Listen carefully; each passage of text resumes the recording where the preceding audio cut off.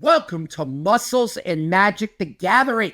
My name is Bobby Maximus. I am the Muscles. These cards, Magic the Gathering, something I've loved and collected for over 30 years. I started it Unlimited and have literally been playing and collecting for over 3 decades. And I'm extremely excited, thrilled today to talk about my 59th Commander deck. Here's the deal if you've watched the series before. My goal is to have 100 genuine, real, bona fide Commander decks. 100 Commander decks that live in real time and real space. You can come over, you can grab a deck, and we can play. I don't use proxies. I don't use graphics on the screen. These are, again, decks that actually exist. I also don't switch cards between decks unless it's a permanent switch. And today, I want to talk again about my 59th Commander deck because I am inching closer and closer to the century mark. And today's Commander deck is one of my favorites, but it's also a little different because it might be the only Commander deck I own that's not based on the Commander. It's actually based on a very specific card that's in this Commander deck. There's not one of them. There's not 5 of them. There's not 15 of them. There's actually 25 of these things. It's my Hare Apparent deck. Normally, if you've seen this series before, I start with the Commander, but we're going to start with the Hare Apparent. When this creature enters, create a number of 1/1 white rabbit creature tokens equal to the number of other creatures you control named Hare Apparent. A deck, obviously, can have any number of cards named Hare Apparent. Now, first things first, with 25 of these in the deck, you're going to be making an incredible amount of tokens. So there's a lot of token-type synergy in this deck, all right? That's first things first. Second, I absolutely love the Bloomborough set. Absolutely fantastic work, Wizards. So with all that in mind, let's just make sure we have 25 of these things. 1, 2, 3, 4, 5, 6, 7, 8, 9, 10, 11, 12, 13, 14, 15, 16. Yes, I bought an excessive amount of Bloomborough. 17, 18, 19, 20, 21, 22, 23, 24. So the deck is based on 25 Hare Apparents. Now, who's the commander for this deck? That is the real question. And I wanted to choose Finneas Ace Archer. Vigilance and Reach. And whenever Finneas Ace Archer attacks, put a 1/1 counter on each other creature you control that's a token or a rabbit. Then if creatures you control have total power 10 or greater, draw a card. So there's also not only a lot of token type stuff in this deck, we're going to do a lot of stuff with 1/1 counters. And one of the things you want to do with Finneas is protect him, make him unblockable, and stack all these rabbit tokens with all kinds of counters. And one of the other things I love about Finneas Ace Archer is it's got a really low casting cost, right? In today's game, when competitive games can be over in a snap, you want to have a commander you can get right out onto the battlefield. And Finneas, you could bring this out right away. So Finneas Ace Archer is the commander. Now, I have some other creatures in addition to the Hare Apparent. We have the Valley Quest Caller. Whenever one or more other rabbits, bats, birds, and mice you enter, I don't care about those things, just the rabbits. You scribe one, great way to get through your deck, and then other rabbits get +1/+1. Enduring Vitality, great card for a deck like this. Creatures you control have 1 mana of any color. With all these rabbit tokens, I'm literally, and I mean this, going to have unlimited mana in this deck. When Enduring Vitality dies, if it was a creature, return it to the battlefield under its owner's control. It's an enchantment. We have Kadira, Caller of the Small. Trample. And whenever Kadira deals combat damage to a player, for each token you control, create a 1/1 white rabbit creature token. So imagine we have 50 tokens on the board. We attack. We're going to have 100 tokens on the board. So insane card. We have the jacked rabbit. It's got ravenous. It enters with X, 1/1 counters on it. If X is 5 or more, draw a card when it enters. And a lot of times with unlimited mana in this deck, this thing's going to be massive. Whenever it attacks, create a number of 1/1 white rabbit creature tokens equal to jacked rabbit's power. Insane. We have the Burrow Guard Mentor. It's equal to the number of the power toughness or equal to the number of creatures we control. It has trample. This is going to be a big baddie in this deck. This card right here, super underrated. And in this deck, this is literally a win condition. When Sandstorm Salvager enters the battlefield, create a 3/3 colorless golem artifact creature token. I don't care about that. Look at this ability. You pay 2, put a 1/1 counter on each creature token you control. They gain trample till the end of turn. There we go. It's like my mini Craterhoof. Speaking of Craterhoof, you know that has to be in there. The bunnies are small. The bunnies are friendly, but they brought their big, bad, monstrous, gigantic friend. When this creature enters, creature you control gain trample. You get +S/+X, where X is the number of creatures you control. Game over with the Craterhoof Behemoth. We have the Valley Might Caller. Imagine how big this thing's going to get. Whenever another rabbit enters the battlefield, put a 1/1 counter on Valley Might Caller. We have Burke, Long Ear of the Law. When Burke, Long Ear of the Law enters, put a 1/1 counter on each of up to 2 target creatures. And whenever a creature you control, the 1/1 counter on it attacks, double the number of 1/1 counters on it. Like this deck, I hope you understand what you're looking at right now, because I get it. It's Finneas H. Archer, right? It's a cute little bunny deck with this guy right here. This thing is absolutely insane. As I was building this, I kind of had a thought that in some weird, ironic twist of fate, this actually might be my most powerful commander deck. No joke. We have Bondrak. If 1 or more tokens would be created under your control, twice that many tokens are created instead. And you know what? Not enough tokens. Let's triple our tokens with Odritak. Absolutely bananas, this deck. It's also got, I think, out of all my decks, the most creatures. It's got 36 creatures, but like I hope you can see right now, this deck is absolutely no joke. It also gave me a chance to feature, because we're moving on to Sorceries and Instants. One of my favorite cards of all time. It's on the ban list right now, but if you know anything about me, I play with ban cards. I'm not going to go down my whole thing, but I don't believe in the ban list. I think it's nonsense, and I think at some point we just need to unban all the cards, put them on the Game Changers list, but I included Biorhythm on this, and I really look forward to the day that this is unbanned. Each player's life total becomes the number of creatures he or she controls. In this deck, this is absolutely broken. And if you don't want to play with banned cards, that's totally okay. I respect your decision. I am here for positivity. Feel free to substitute in a Warren War Leader. I know it's not a 1-for-1 sub. It doesn't do the same thing, but I actually cut Warren War Leader from this deck, and I really wanted to keep it. I've got a copy of it right here because it's got some rabbit synergy, and honestly, it's not going to make the deck that worse or that much different. We've got Eldorami's Call. Search your library for a creature card, reveal that card, put it into your hand, and shuffle your library. That is a guaranteed way to go and get our Craterhoof. We also have a Worldly Tutor, another guaranteed way to go and get our Craterhoof. I thought about including some other tutors in this, but I figured that this was enough. We've got a Heroic Intervention. Permanents you control gain hexproof and indestructible to the end of turn. We have a Flawless Remover. If you control a commander, you can cast a spell without paying its mana cost. Huge. Creatures you control gain indestructible till the end of turn. We have a Chroma's Will. This acts as a win condition in this deck too, frankly. You can choose one. If you control a commander, you choose both. But look at this. Your creatures get Flying, Vigilance, Double Strike, Lifelink, Indestructible, Protection from all colors. Massive. Speaking of win cons, and I've just outlined a bunch of win cons. Look at this. Triumph of the Hordes. Until end of turn, creatures you control get +1/+1 and gain trample and infect.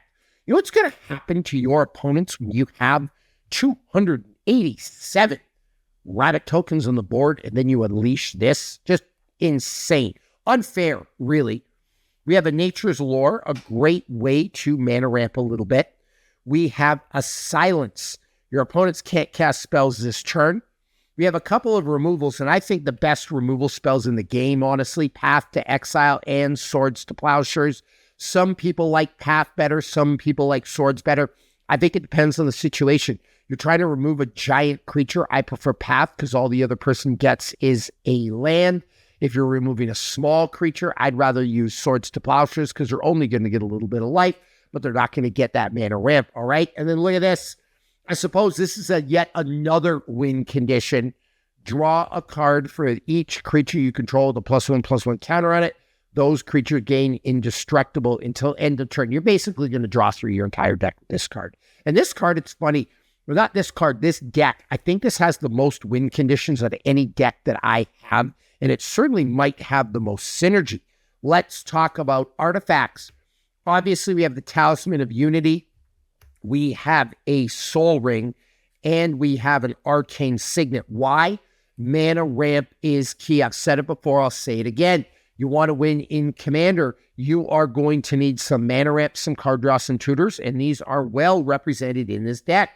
We also have a Mana Crypt, again, banned, but I like banned cards. If you don't want the Mana Crypt, I don't know, maybe a Lotus Petal, maybe a Mox Amber. A Mox Amber might not be a great choice in this deck because there's not a ton of legendary creatures, but you could put a Chrome Mox. There's a lot of cards you could put in this place. Herald Torn. As Herald Torn enters the battlefield, choose a creature type. Creature spells you cast of the chosen type cost 1 less to cast. At the beginning of your upkeep, look at the top card of your library. If it's a creature card of the chosen type, you can reveal it and put it into your hand. So a great way to make these rabbits cheaper and get rabbits into your hand. We have a Lightning Greaves. We talked about Commander Protection, okay? That is important. But what's even more important is the Brotherhood Regalia. It makes my Finneas Ace Archer absolutely unblockable. So great for that. And we have the Mithril Coat. Flash indestructible. When Mithril Coat enters the battlefield, attach it to target legendary creature you control. Equipped creature has indestructible. And I just had a thought. You don't like the Mana Crypt? Another great way to protect your commander is Reconnaissance. All right? It was in the Assassin's Creed set. It's a great card. You can attack the ETB trigger and then just remove it from combat. Coat of Arms. If we have like 290 bunnies on the field, now they're just all massive. And then we have Ozlith, the Shattered Spire. If one or more 1/1 counters would be put onto an artifact or creature you control, that many plus 1/1 counters are put on it instead. Great card. All right, so those are our artifacts. We do have some enchantments. Of course, we have a Sylvan Library, an auto-include in any green deck ever. Renewed Solidarity. This is a great one, and I didn't have an extra Anointed Procession to put in this deck, but if you're playing a tribal kinfolk type deck, this card is awesome, all right? As the enchantment enters, choose a creature type. Obviously, we're choosing bunnies. Creatures you control the chosen type get +1/+0. At the beginning of your end step, for each token you control the chosen type that entered this turn, create a token that's a copy of it, all right? Caretaker's Talent. Whenever one or more tokens you enter, draw a card. This ability triggers only once each turn. That's level 1. Level 2. When this becomes level 2, create a token that's a copy of target token you control. And then level 3, creature token, you get +2/+2. Awesome card. Cathar's Crusade. Whenever a creature enters the battlefield under your control, put a 1/1 counter on it. Resourceful Defense. I think a super underrated card in the game of Commander, especially in a deck like this when you got a lot of creatures with a lot of counters. Whenever a permanent you control leaves the battlefield, if it had counters on it, put those counters on target permanent you control. And then you can move at instant speed counters from one target permanent you control to another target permanent you control. That right there, really, really, really hard to deal with as an opponent. And then, we have to have doubling season. All right, let's copy our tokens. Let's copy our counters. Could put Parallel Lives in here, but that just does tokens. This here in this deck is insane. We have a bunch of basic lands, and I won't go through them all, but I have a beautiful plains, and I included a ton of plains from Bloomburrow. Why? Because it is a rabbit deck, and then I have a bunch of forests in here, all right? So those are our basic lands. But let's go over the non-basics because they really, especially in this deck, really add to it. First one we have is Command Tower, the greatest land of all time in the game of Commander. Add 1 mana of any color in your commander's color identity. So basically like a free dual land in this deck. We have the 3-tree city. You're building a typo deck. You need yourself a 3-tree city. I actually need a lot more of these. I think I have 7 of them, but I need more because I do build a lot of tribal kinfolk type decks. As 3-tree city enters, Bobby Maximus, slow down. You're getting excited about the cards. Choose a creature type. Rabbits. You can add a colorless mana, or you can pay 2. Choose a color. Add an amount of mana of that color equal to the number of creatures you control the chosen type. Did I tell you already that there are cases this deck, it doesn't really create unlimited mana, but like pretty close. More mana than you could ever use, which means unlimited mana. And in this land, insane. The Oak Hollow Village, add a colorless, add a green mana, and you can use it to cast a creature spell. And then you pay a green mana, put a 1/1 counter on each frog, rabbit, raccoon, or squirrel you control that enter the battlefield this turn. So that's absolutely massive with those counters. This deck, the Hare Apparent deck, let's talk about some metadata. I am really big on that. It's worth $513.91 at the filming of this video, all right?